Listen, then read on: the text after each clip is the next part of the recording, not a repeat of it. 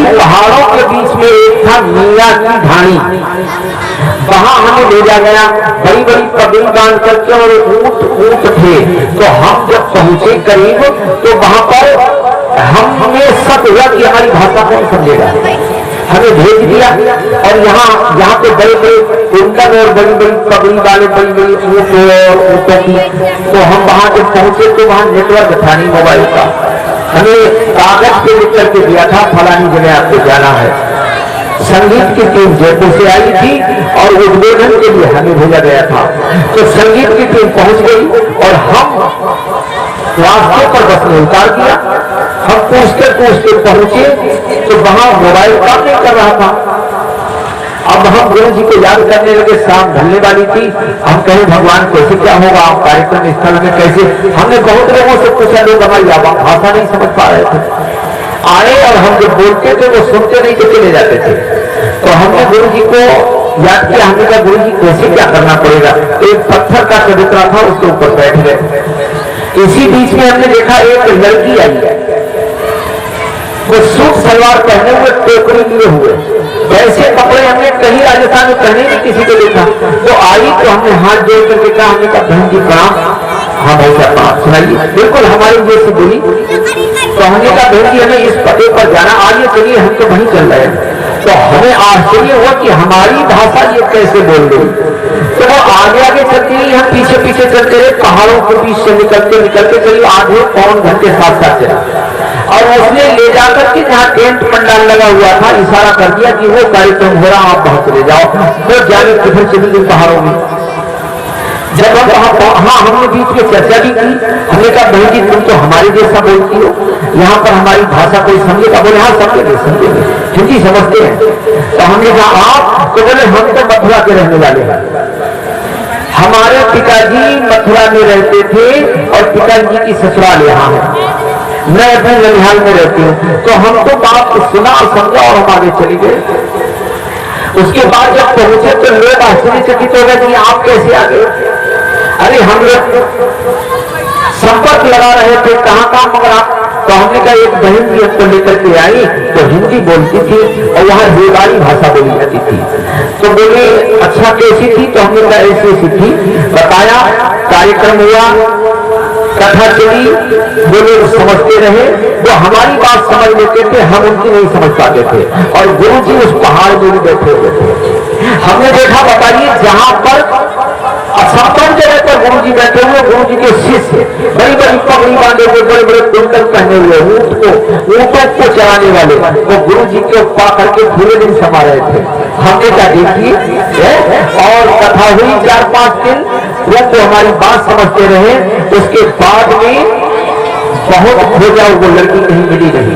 तो हमने कहा वो शायद गुरु जी रहे हो या कोई रहा हो, गुरु जी ने ही हमको वहां पर पहुंचाया। कौन आया।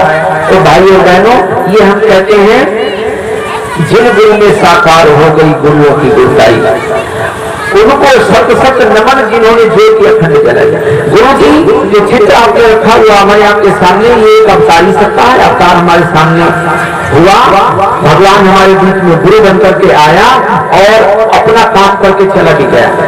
अब क्या है, अब जो इसमें भागीदारों के बच्चे होंगे तो उनके गले में मालाएं डाली जाएंगी। गुरु जी ने कहा कि बेटे हमने युग निर्माण करके बंद करके रख दिया है, चाहते तो हम दुर्गा खोल भी सकते थे, मगर हम अपने बच्चों के लिए बंद कर रहे हैं। हमारे बच्चे इसमें बढ़ेंगे, उन्हें सम्मान मिलेगा और लोग वो जनता का नेतृत्व करेंगे। भाइयों बहनों, तो हम ये कहना चाह रहे हैं कि जो व्यक्ति अगर नहीं भी जुड़ा है तो गुरु जी से अपने जीवन को जोड़ ले। जोड़े अगर किसी के जीवन का दुख नहीं दूर होगा। हम एक बात बताते हैं, ये दीपक है, आप देख लीजिए, ये अभी जुड़े नहीं है।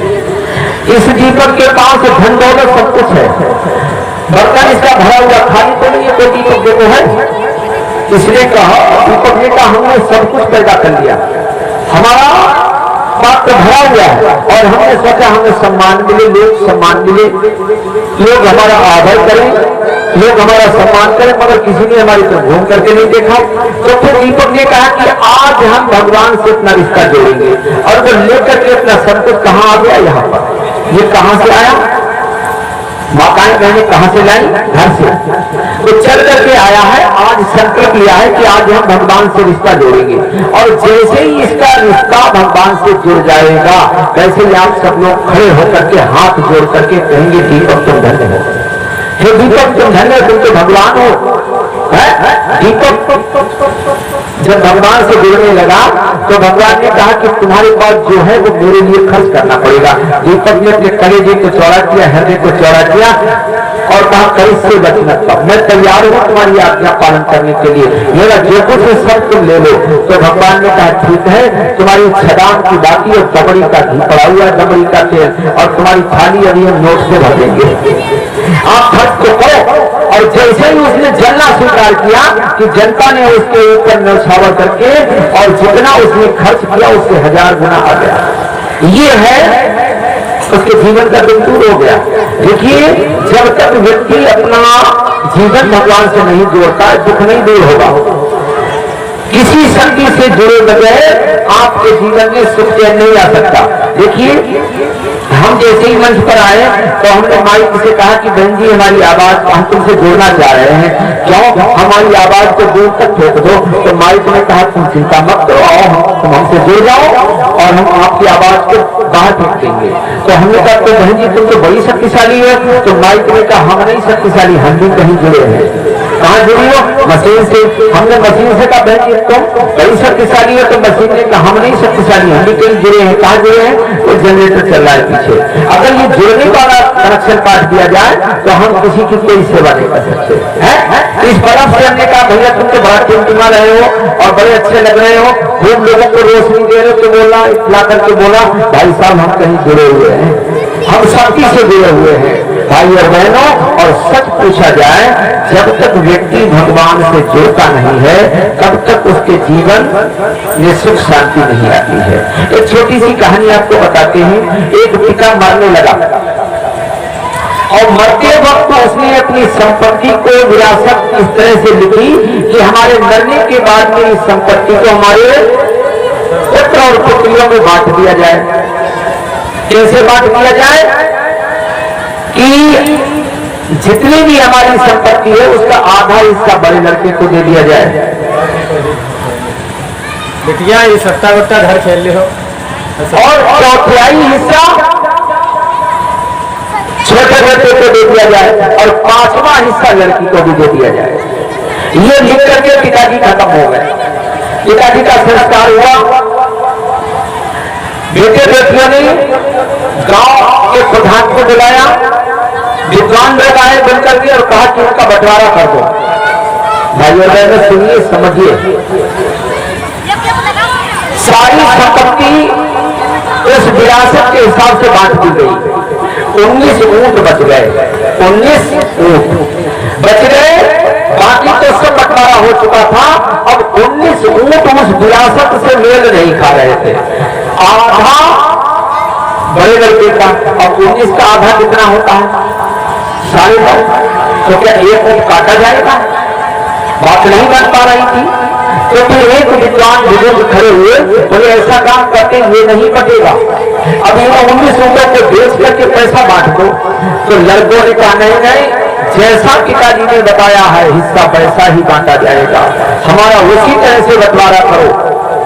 अब बड़े बड़े विद्वान परेशान, और इस परेशानी की वजह से भीड़ लगती हुई चली गई, भीड़ पर भीड़ लगती हुई चली गई। और उसी बीच में एक व्यक्ति ऊंट पर बैठ करके निकला और जैसे ही नजदीक आया तो उसने देखा ये भीड़ कैसी लगी हुई है। तो लोगों ने कहा एक भाई साहब खत्म हो गए हैं और उन भाई साहब ने अपनी संपत्ति का बंटवारा एक शर्त के आधार पर कहा है, तो सबके बंटवारा हो गया, 19 ऊंट नहीं बन रहे हैं। तो वो आए तो उन्होंने कहा वो तो हमारे मित्र थे, उनकी समस्या हमारी समस्या, उनके बच्चों की समस्या हमारी समस्या, अरे मैं बंटवारा करूंगा उनका। और वो आए, लोगों से कहा कि भैया परेशान होने की जरूरत नहीं है, मैं अपना ऊंट दे रहा हूं, मेरा ऊंट ले लो और उनका बंटवारा कर दो। और उसने अपना ऊंट मिला दिया 19 में। कितने हो गए? 20। आधा बड़े लड़के को दे दिया, कितने दे दिए? 10 बचे कितने? चौथा भाग छोटे लड़के को, 20 का चौथा कितना हुआ? 5। कितने बचे? 5। पांचवा भाग लड़की के लिए, 20 का पांचवा कितना हुआ? 4। बट गया। उसने कहा भैया मेरा ना कटा और ना बटा, मैं तो तुम्हारा हिस्सा पड़ गया, मैं अपना लिए जा रहा हूं। 20 बोले सदगुरु भगवान की। ये क्या है? ये परमात्मा है। परमात्मा को ही पूर्णमदा पूर्णमिदं कहा जाता है। पूर्णमदा पूर्णमिदं पूर्णात् पूर्णमुदच्यते। वो ना कभी कटता है और ना कभी बटता है, और उसके बगैर समस्या हल भी नहीं हो सकती है। बोले सदगुरु भगवान की। वो जब तक हमारे जीवन में नहीं आएगा तब तक हमारी परेशानी दूर हो नहीं सकती, और उसके आते ही समस्या हल हो जाएगी। वो ना कटेगा और ना बटेगा, क्योंकि वो पूर्णमदा पूर्णमिदं है। परमात्मा ही पूर्ण है, और उसके बगैर हमारे जीवन की समस्या हल होने वाली नहीं है। भाइयों और बहनों, आइए, अब समय तो बहुत